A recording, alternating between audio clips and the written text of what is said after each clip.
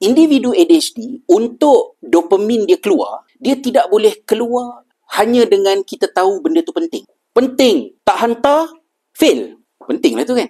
Dia tahu fail tu musibah, tapi dia tak akan keluarkan dopamin tu. So dia akan zombie, menunggulah bencana tu berlaku. Sampailah dia berlaku. Dia hanya akan keluar bila benda tu interesting, bila benda tu menarik. Dopamin ni tak keluar, individu ADHD yang tidak diagnose, dia akan terperangkap di dalam quote-unquote self-medicating. Self-medicating ni, dia kuat minum kopi. Sebab dopamin tak cukup tu, selagi tak minum kopi, tak boleh hidup. Ataupun suka minum air manis, merokok, substance abuse yang lain-lain. Maka ADHD berada di belakang kencing manis, high cholesterol, diet tak jalan, obesity. Dia berada kat belakang. Sebab kekurangan dopamin menyebabkan individu ADHD yang tidak diagnose tadi, dia mula merosakkan diri dia dengan berlebih-lebihan mengambil sesuatu. Kalau setakat gula, okeylah, jadi pesakit diabetik. Tapi ada yang terperangkap dadah. Dan ada setengah-setengah pula, dia kena buat benda yang berbahaya supaya macam baru rasa feeling good baru datang. Sebab tanpa dopamin, feeling good tak berlaku. Maka ramai yang buat jenayah, menerak atas motor,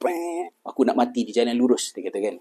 Akibatnya, di Amerika Syarikat, ADHD diklasifikasikan sebagai ancaman kepada public health kedua yang menyebabkan ramai orang sakit, dan individu ADHD yang tidak diagnose meninggal dunia sekitar 15 tahun lebih awal daripada potensi sebenar dia, sama ada kerana sakit ataupun aksiden, kemalangan, dan ramai dalam penjara penjenayah yang ADHD undiagnosed kerana benda-benda ni tadi, right?